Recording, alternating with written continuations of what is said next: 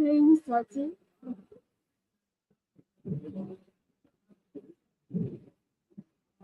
So, hello everyone, and welcome to our panel today in the scope of adaptation.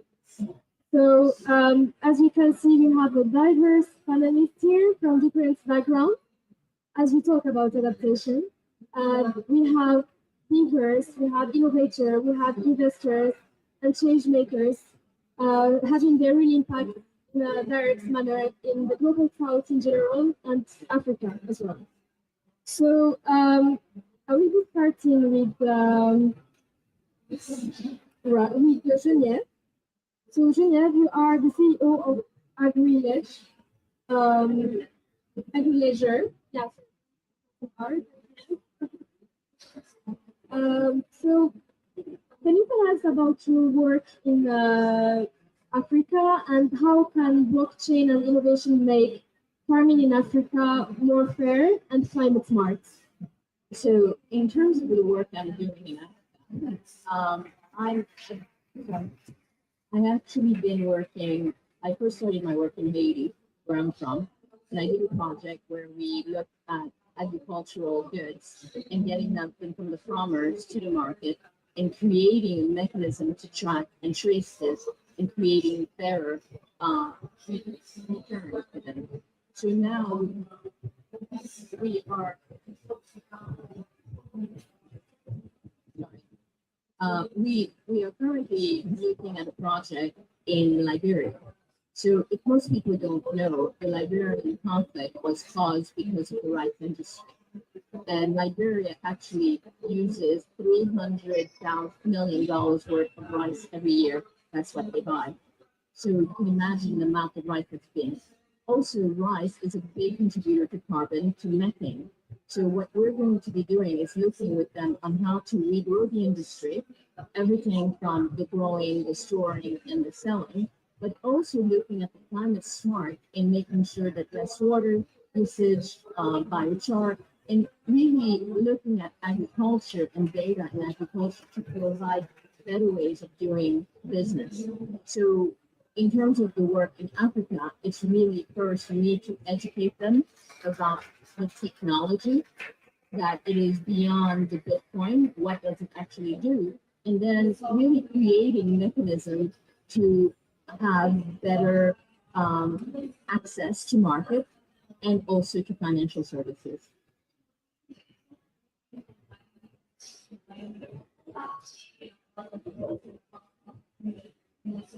Thank you, Genevieve.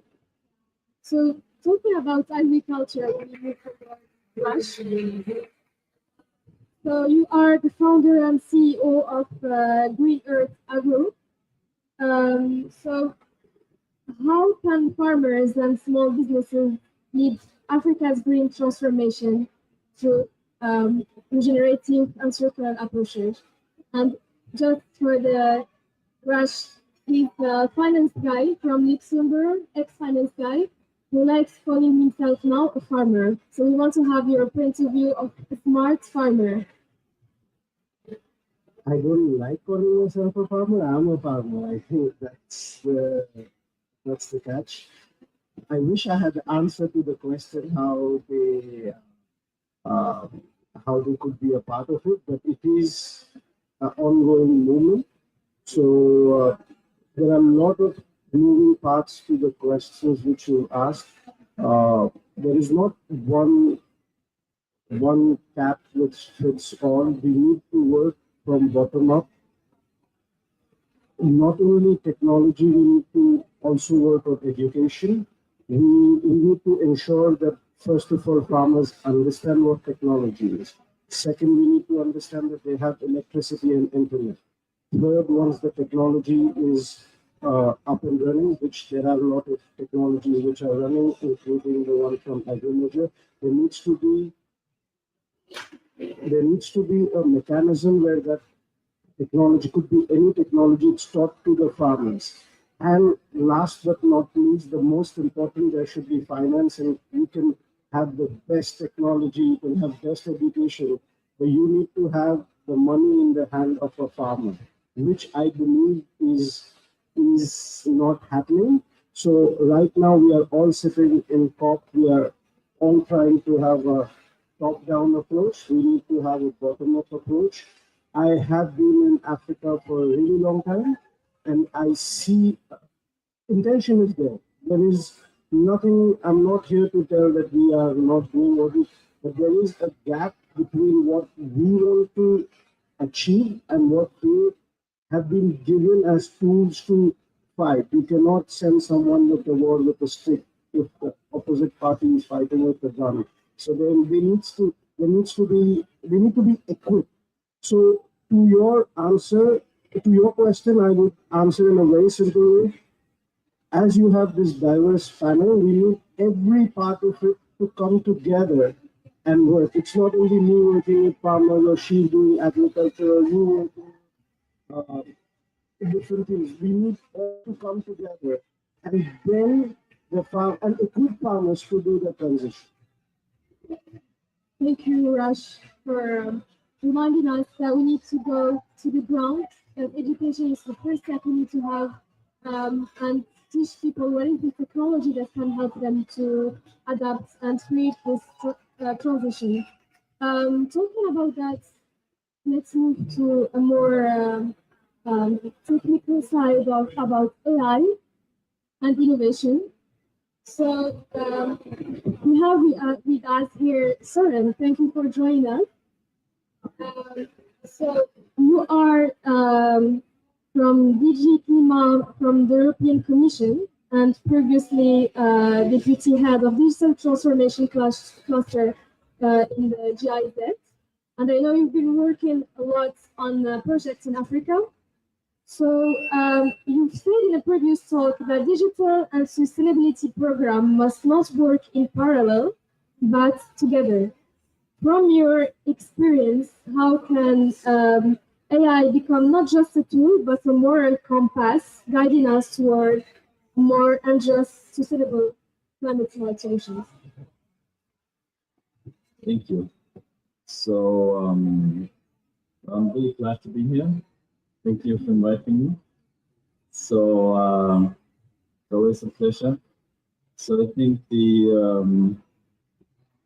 as the European Commission, we work very closely with our partners in Africa on several Team Europe programs and also with our different partners within the EU. So, but the first thing I want to make AI is all about data. So without data, no AI. Everybody focuses on AI, but what is really critical are the underlying data and the quality of the data and the conversion of technology. So, so AI is not the panacea, everybody thinks. And we had like meetings, I had meetings with many countries, also extremely poor countries. Many policymakers want to leapfrog. So, you know, you're a very poor country like Chad or Kenya, and then suddenly you say, oh, we have the AI revolution and we can just jump ahead. And this leapfrogging. We had this so before when we talked a lot about the digital divide. So the same topic. So so there are 4 or 5 factors I think which have to be in place. So the first is to have actually an AI strategy. Like we also the GIZ also support from the Team Europe programs jointly with partners has developments in Kenya, in South Africa, supported the government to develop a comprehensive process. It's also very important, very inclusive with all stakeholders from civil society, private sector, government, to define what the country would like to achieve with AI. So I think that's the first. And then also within that strategy, also to address really difficult or challenging topics of data sovereignty because a lot of countries are very concerned about the data and the global tech companies. You know, AI could be the no natural resource curse, could be, because it could extract all the data, and then where do you have the benefits? So, you know, if you ChatGPT, I mean, maybe put this way. There's also, this is a danger, but I've never ever seen in the last, AI is the technology which has the quickest diffusion of any technology. I mean, within, I think, 3 months, we reached ChatGPT, for instance, or other AI tools, which like 150 million people within like days almost. So this has never been the case, not with telephone, not with internet. So it's not with any other technology before. But then I have 3 more points. So the second is, so the first is strategy. The second is very important, the capacity, AI, digital like literacy. So really to enhance the capabilities of people to understand the benefits and also its risks. That's really essential for the AI to have a positive impact. And the third, I would say, is the local adoption or appropriation of the technology by government, to give it, make it like shape AI in such a way that it serves people and the planet. So it's easier said than done, but concretely, what I mean, like if a Ministry of Environment in Rwanda or in Kenya or Senegal wants to use AI, well, what is really critical to first think through, what is it? AI can be used for instance, tracking and tracing the NDCs data, but basically clearly first define the objectives. What would you like to achieve with AI, and not blindfoldedly go into AI and technology driven. Tech is the solution. But first, what is the problem? What are we actually wanting to achieve with it? And then go step by step to using it. And then it can be a very powerful tool. So, thank you. Thank you, Soren, for highlighting a very important point that we do have a problem, which is, especially when we talk about the global south and Africa, which is a lack of data. And if we want to solve those problems, we need to figure out a solution. As now we are in the new age where the data is the new natural resource, and as any resource, it all depends on how we will use it. So talking about this and the transparency of access to data and all of that, so we move to David. I know that you like this kind of topics, right? So David, now you are founder of Game Forests, and your work uses AI and decentralized data to reward local communities for protecting nature. So my question to you is, how can AI help local people not just to protect biodiversity, but also thrive from their? First of all, I want to say thank you for that diverse panel. It's always a refreshing breath to sit in a panel that is so colorful. One of the things about the reality of data collection, I just want to give you numbers because Søren mentioned the data gap and inequality that we have. But for example, in biodiversity, the collection of natural data points, like for example, a tree that was observed by Alexander von Humboldt many centuries ago until now, we actually store them all in one single scientific database. And you can look up where all the data points are and how much data do you think from the scientific world has been collected in Europe and North America compared to the rest from this one database that collects data about the natural world. Truth is, it's 83% of all data ever collected on biodiversity is just from Europe and North America, leaving only 17% to the rest of the world. In fact, the Amazon rainforest, the world's most biodiverse place, has only 0.5% of representative data in the scientific database. I'm an AI researcher. I spent 6 years of my life doing a PhD in AI, and we have a saying, garbage in, garbage out. So basically, when you train an AI model with such biased data sets, you create biased models, and I actually published several papers back in my days where I just showed low-hanging fruits, like, okay, we collect some data in the Philippines. Oh, suddenly that algorithm is really bad because that algorithm doesn't perform really well in the Philippines, but performs really, really well in like Europe or North America. So how can we use that for carbon credit estimation? It's horrible. Clear solution, we collect more data. We need to especially collect data where the natural nature stewards are located. And we need to empower them to collect that data. And we hopefully want to do this not in a top-down approach, but a bottom-up approach. So what Gainforest does, we developed a decentralized infrastructure, and with that we actually won the X-Prize Rainforest last year here in Brazil. Is we empower local indigenous communities to collect data through an AI system called Taina. So Taina tells you, collect some of these bioacoustic data here, collect the tree image here.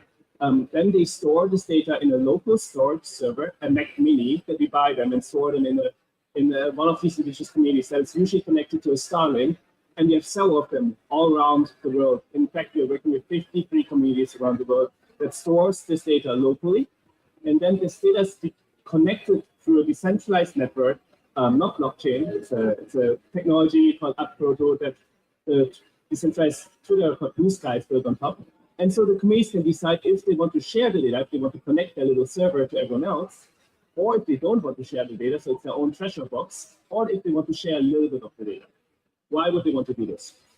First, many communities, in fact, care a lot about preserving their local knowledge, right? Knowledge is getting more and more forgotten, especially as indigenous communities move into the cities and they lose their oral histories. So having a private data storage is really important for them to preserve cultural knowledge. Second, we pioneered this with a concept called eco-certs. One of the things that we see as a problematic in the current carbon financing space is carbon credits are top-down. It requires Vera to basically issue it on the registry. It requires to pay you South Pole $500,000 to even start a project. So all these grassroots communities cannot benefit from carbon credits. So what we do at Gainforest is, when you plant a tree, you can basically issue yourself, I just planted a tree, I'm impacted. So you issue a certificate that people can buy. But of course, no one's going to buy it because everyone can issue whatever, right? That's the trick that decentralized data storage now comes in. So you issue that impact certificate called an EcoCert. Now it's your duty to collect the data to prove your impact. We call it bottom-up MRV. And since the launch of this certificate in January this year, we have raised $35,000 to 50 communities around the world because it is clearly much more easy to access this than to register for a carbon credit. So one of the things I want to cover is, we keep talking about data. I love what David is doing in terms of putting the local data. We need governments to understand the value of that data, to then be able to have the policy. So very much, as you talked about, it's that communication. And I'm starting something like that with the government of Lesotho. And then allowing them to, because I met one of the top people, and he was so proud to tell me he had AI at the highest point in the world. And I said, who's capturing your data? Who owns your data? You don't. So we need to get that to happen and then be able to have that sovereignty. So in many places in the global south, we need to also deal with the energy issue.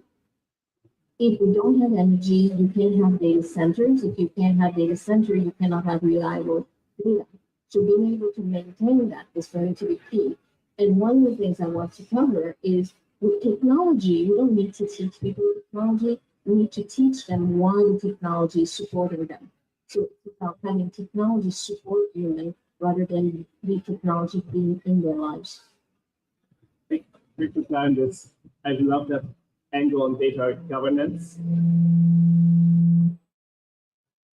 In fact, what we do in Gainforce, we pioneered this currently for the last 1.5 years. It's called the Data Council. And it's a really cool idea. You have all these kind of decentralized communities. You let them vote a representative. For example, in Kenya, we have Jewel, who's voting and getting elected to represent this community. In the Amazon, we have Marina Mura from the Mura people, and they then are elected in front of the community to discuss data policies. So all this data is shared in this decentralized network. The Data Council meets every couple months to discuss this data should be used, this data cannot be shared, this data should be used for benefit sharing. And that's a really wonderful approach that I want to just share this idea of bringing kind of these local and indigenous council from the real world into the digital world and have them basically govern their data the way they govern their communities. I think has been working out really well for us. And I think this is an idea that science needs to approach more. Then the other idea, a lot of the data that we collect, in fact, Marie-Claire is here, shout out. We're working together with the Youth Negotiators Academy on an AI system called Poly. So when we collect the data from the local indigenous communities, they actually get fed right now in the system that is an AI system that supports negotiations here at COP30. And so this data, hopefully, as you said, really importantly, it needs to reach policymakers and decision makers because the insights are oftentimes forgotten during the way when it comes to really big decisions. So we hope that through a digital bridge, we can actually connect even the most marginalized and local communities into the top level decision making that is happening here at COP. Thank you so much, David, for bringing this so important insight. We always talk about AI, but the question is, it's not should we use AI or not, but how can we use it and by whom? And we are nowadays as well, we need AI because it's part of the digital humanities. So it's part of our identities nowadays. And it's that meeting point between human creativity, ethics, and also digital innovation. So talking about digital innovation, we need to Shri, right? He's the senior partner of Climate Collective. So we would love to know more about what you do in your organization in India and how AI can help building the smart climate solutions and duplicate it in Africa. Thank you. Hi. Okay. Thanks so much for having me on the panel. It was really interesting to hear about everybody's work here and wonderfully diverse panel. So thanks for that. A little bit about Climate Collective Foundation. We work with climate tech startups. So that's the core of what we do. We work with startups across the climate sphere. So, for example, from energy to mobility to agri-technologies to air pollution to circular economy, etc. About 1,400 climate tech startups in our portfolio. And what we really do is we look at ourselves as the ecosystem orchestrators. When we started off in 2016, climate tech word didn't really exist, right? Everybody was like, why climate tech? Just talk about impact and tech. Like, why specifically climate? But now it's starting to become more popular, more increasingly so, and we've really been instrumental in developing the entire ecosystem around it so that climate innovation thrives in a country like India and in the global south. So I really like your point on talking about how we need all ecosystem players to come together for any sort of technology to work, and AI is not very different. So now what we're doing in India, and I think that there are good learnings for the global south. In India and South Asia, we also do programs cross-border, which are India, Africa, etc., for climate tech businesses, because these markets are very interlinked and we want the markets to scale across cross-border. What we're doing for our entire portfolio now is really putting a data AI lens across the portfolio. So now what we're seeing is that a lot of the companies, one, that are software first companies, data AI first companies, these companies are scaling up, but what they require is an entire ecosystem of support. So what we need is investors understanding the technology and how it's scaling up. We need the government coming in with regulatory and governance support. We need better data for companies to work on. And as you rightly pointed out, that's also a major challenge. But we're seeing some companies that have scaled up and that have gotten commercial investments coming in into the company. So one is the digital first products. The second is where the hardware integration comes in, and a software layer in terms of data AI builds on the hardware businesses.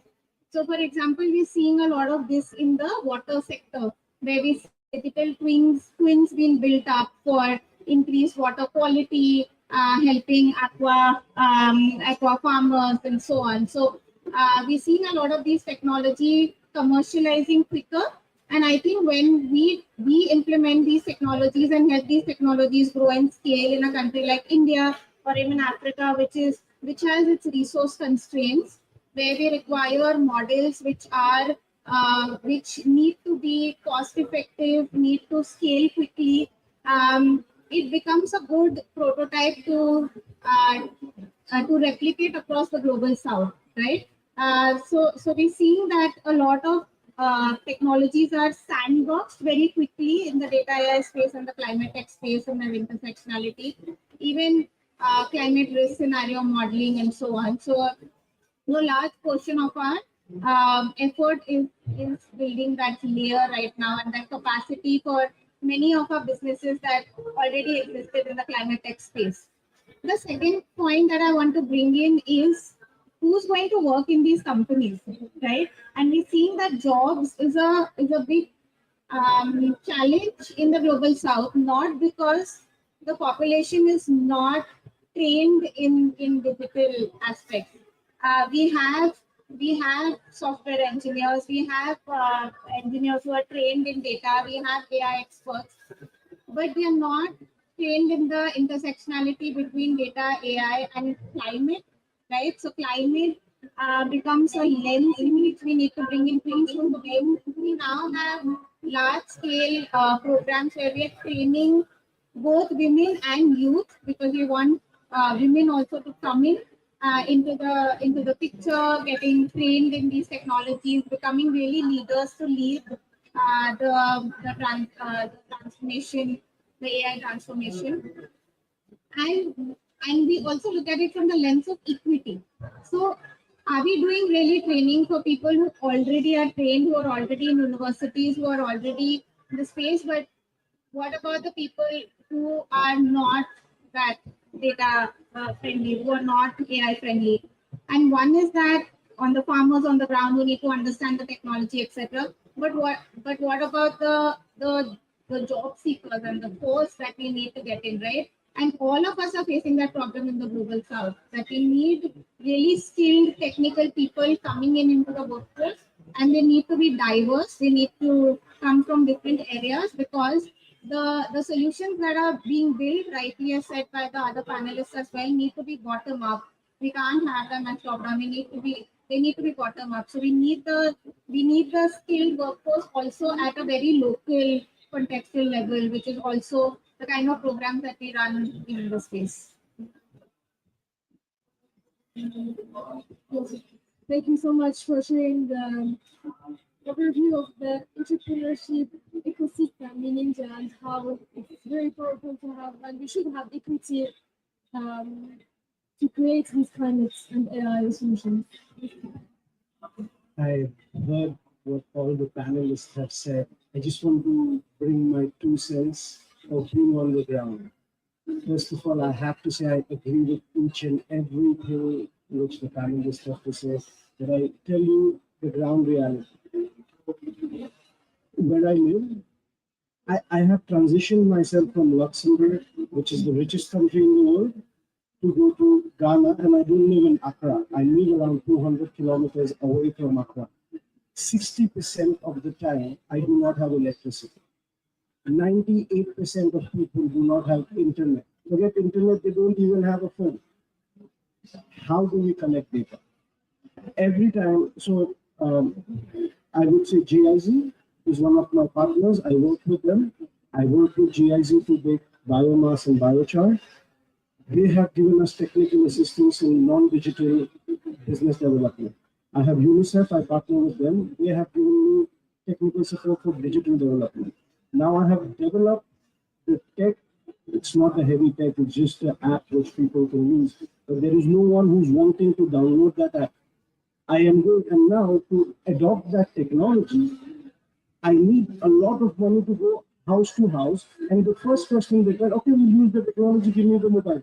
Who will buy the mobile for them? Who's going to use a mobile data? People have to pay $40 a month. Their average salary is not $40. So we are so far away from, forget AI. Excel is not there. Excel is not there on the ground. And imagine that what happens is a lot of grants come from different agencies, but they give their money based on their KPIs. They don't give the money on what is required on the ground. Like, for example, for me to get people to use technology, we talk about all these bringing farmers and all. The first question when I say I am making a training, the first thing is, will I get Pepsi, bread, and you give me taxi money to come? Where is that money coming in? I cannot go to my investors and put bread money and Pepsi money in my cost. So we are really far away from deploying the technology because there has to be a place. So I am not government, but I need to set up a Starlink every 15 minutes. Who's going to pay for all of that? I do everything sustainably, but I sell my fruit in the local market. No one is giving me like you go to Europe and you buy bio food, people give you 10 times or 5 times or 3 times money for the bio food. In Europe, you make bio or not bio. In Africa, you make bio or you don't make bio. Cost sensitivity is very important. So I am adding to my cost without having any return. So there is a stark gap between what we want to achieve because the donors are giving money based on KPIs. They use buzzwords like women empowerment, youth empowerment, tech, but we are far from that. So just wanted to highlight that I agree with that, but it's not happening on the ground.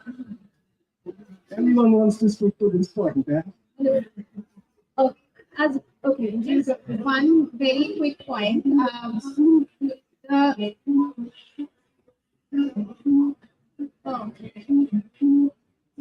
So And a quick add-on to this. Just wanted to add that in the training program that we are doing here, where it is for very low income students, taking them for data AI. Seen in colleges when we did a survey, was that there are degrees being given in data and AI without them having enough time on the computer. So they don't have access to computers. They are learning everything in theory, writing papers, and they're getting a degree in data and AI. So that's the kind of skilled workforce that we're going to get. So there needs to be a lot more interventions in terms of assets, as you rightly said, access to assets, and actually on-ground practice, industry-relevant work. thank you. Yes, I think what you just mentioned, like everybody used to talk about the digital divide. Now, we haven't seen anything. The AI divide will be much, I'm afraid, personally, my personal opinion, the AI divide will be much worse than the digital divide. Because AI, in a way, turbocharges you in terms of, it's a real accelerator if you know how to use it well. And then people will use it, have so much advantage towards people who are completely excluded from it. And we still have 2.6 billion people without any access to the internet. And then 50% of people in Africa who have internet access do not use it. Because as you said, it's too expensive, or they don't see the value, or they are, or the content is not, there's no local content, so why should I use it? And so I think, yeah, it's very important to have this digital inclusion agenda, AI inclusion, because this is to enable people. All what we talk here, only works if, like you said, local communities have access. But the other thing, I'm in a sense a little more hopeful because this concept of community-based use. So we always have this very Western idea, one computer, one cell phone, one user, or one computer. It's not true. Once you go into indigenous communities, local communities, they share like 5, 6, 10 people, one device or one access. And we saw that happen. And so one of the things that I wanted to bring Thank you so much for your insight. with the project I did in Haiti, it's actually that we have an individual with one device going in and serving the community.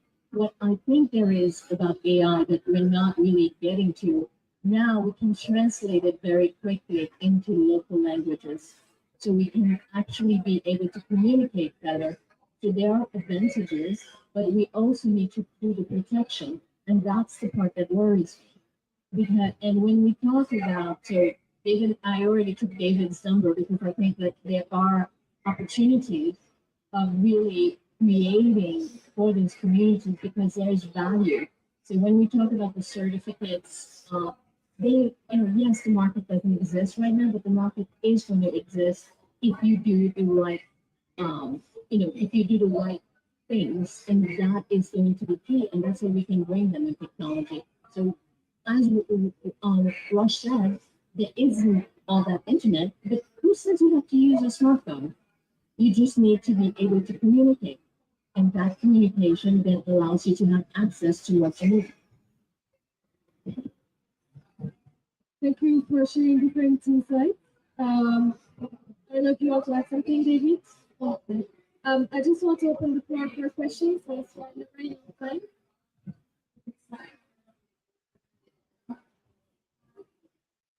Hello, my name is Paola. I live in here in Brazil. I'm president of Connect Paraguay. What is Connect Paraguay in Brazil? It's a non-profit association who's thinking about how we can improve the connectivity in the field. Because here in Brazil, the same problem. We need to take the connectivity for data, for AI, and I'd like to talk a little bit more about this and how, because we understand here in Brazil, this Starlink, okay, working, but how can I connect the field, the whole field? In Brazil, we are using for the tower, and each for the tower maybe can place 15,000 hectares. But I'd like to discuss this how, because I don't know, maybe they remember the guy telling, he said 50% of rural areas are connected in Africa. But I'd like to discuss a little bit more because in Brazil is the same problem. Nowadays, I know that 33% of the islands are connected, but Brazil is so huge like Africa. And I'd like to discuss a little bit more, maybe which policies we needed to create, not only in Brazil, but around the world to include AI and data for this project like redefine. Thank you. I guess I'm not the policy guy, but I can do so. I cannot comment on the policy part of it, but I can talk about how individually or collectively people, I'm not saying that the resources are not there. There are resources which are fragmented. If we put our hearts and minds together, things are possible to do. If you wait for the policy to come and if you wait for the government to put towers everywhere, I think it's going to be too late. 1.5 will be gone. So what Zoe was saying, that there could be one guy with a phone who could go everywhere with our data.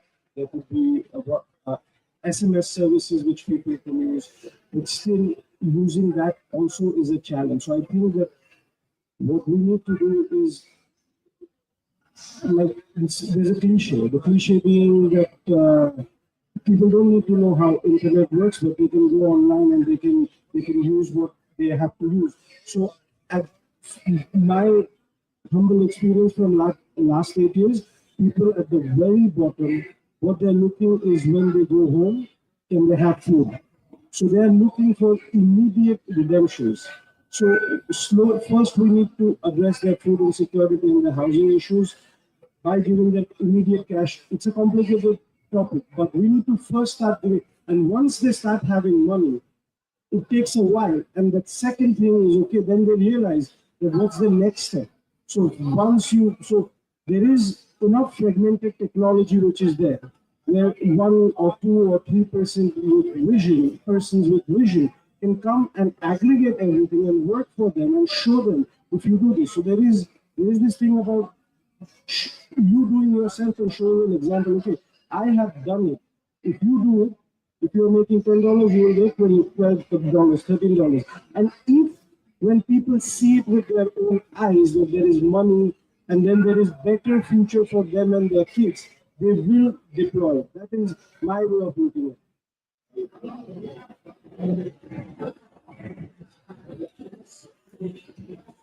So one of the things that I'm actually going to advocate for is you all should go to the IMF meetings.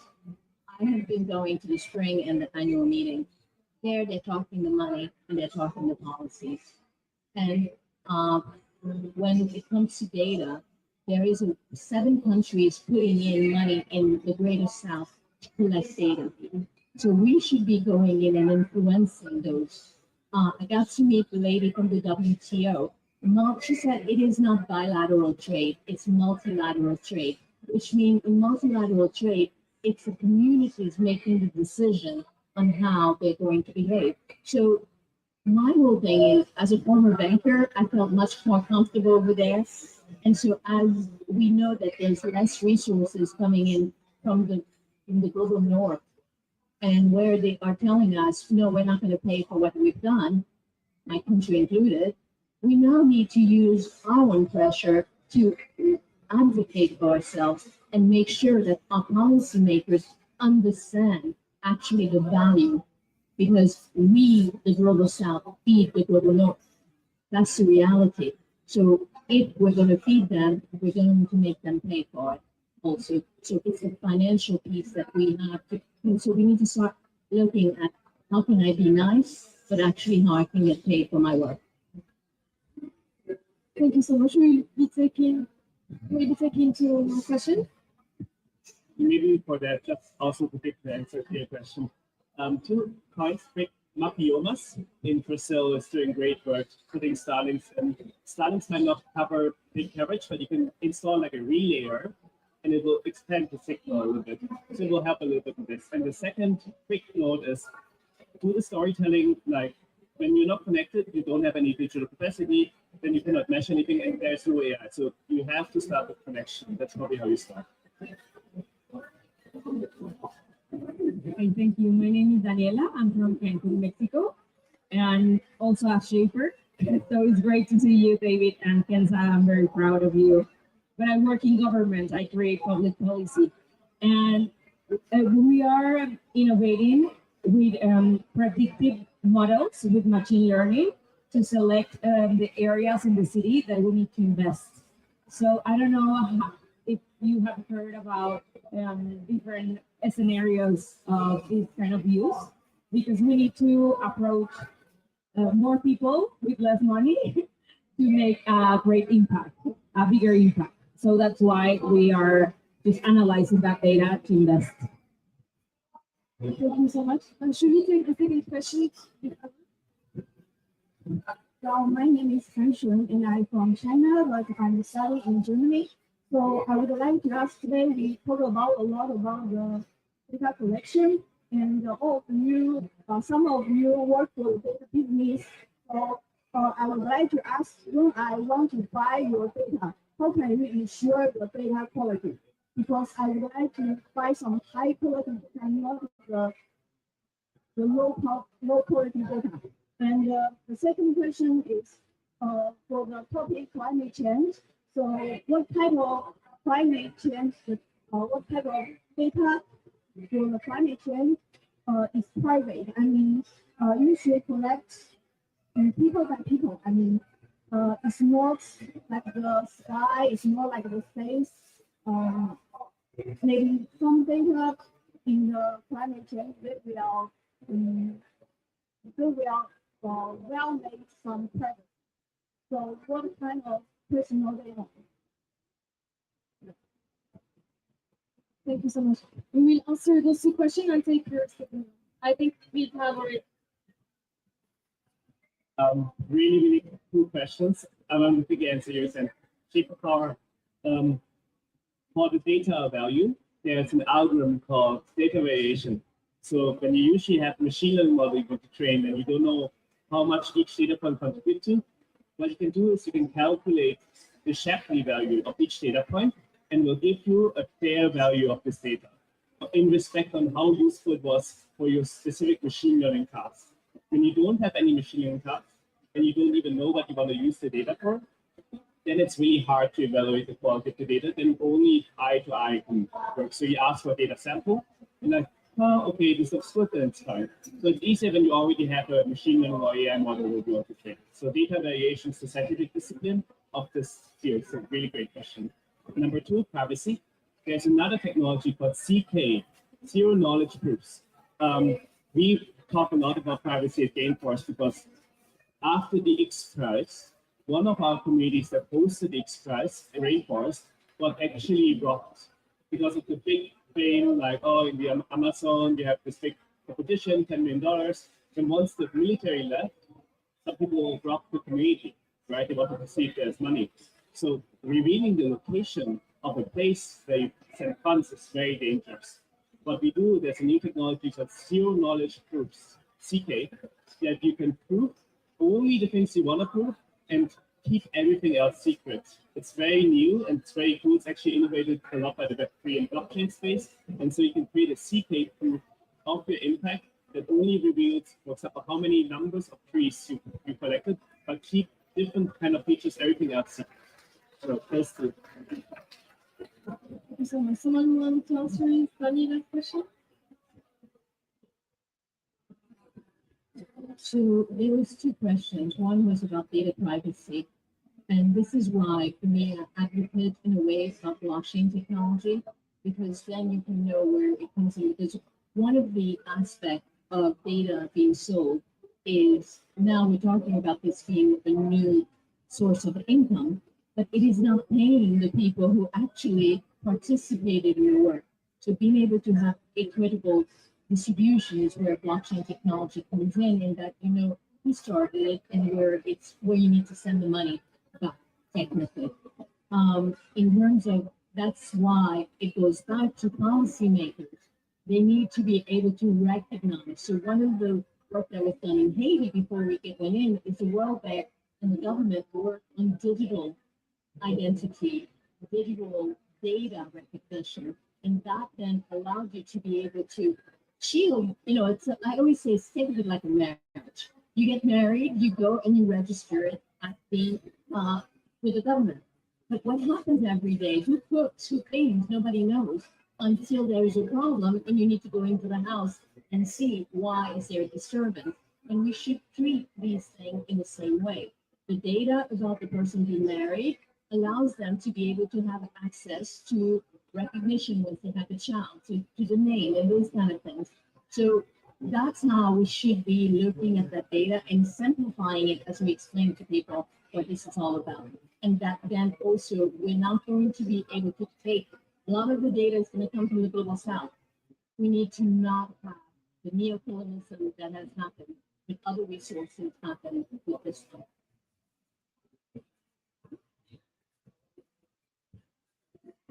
Thank you all for a great seminar. Really, I can say. Totally, I agree with Mr. Shari.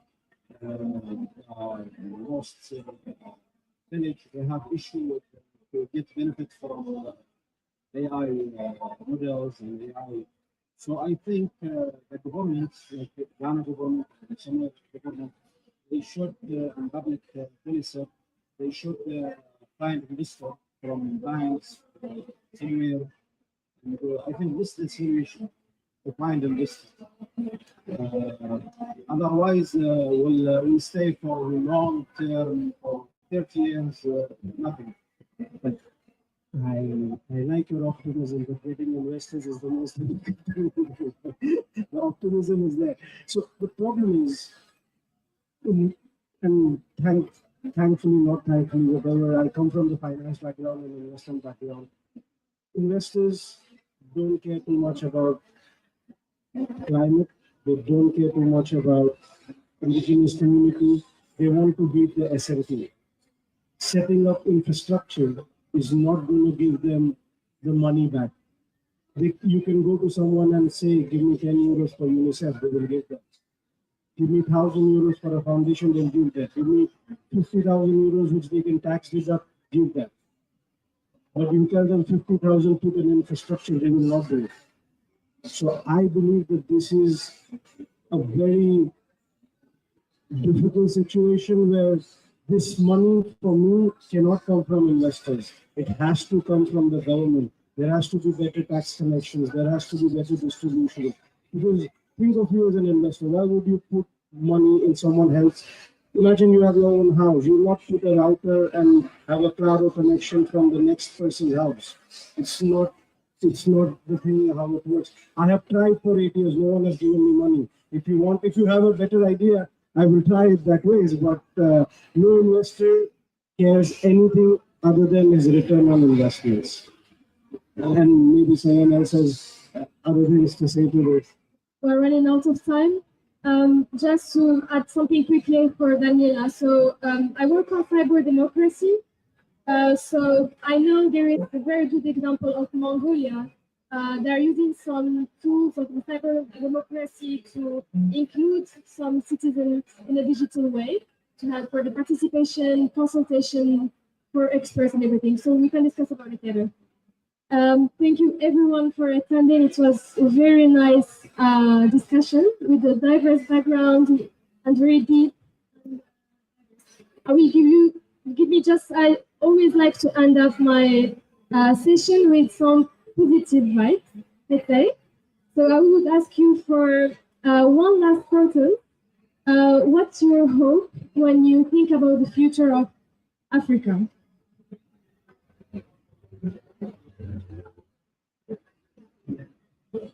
I only say one thing.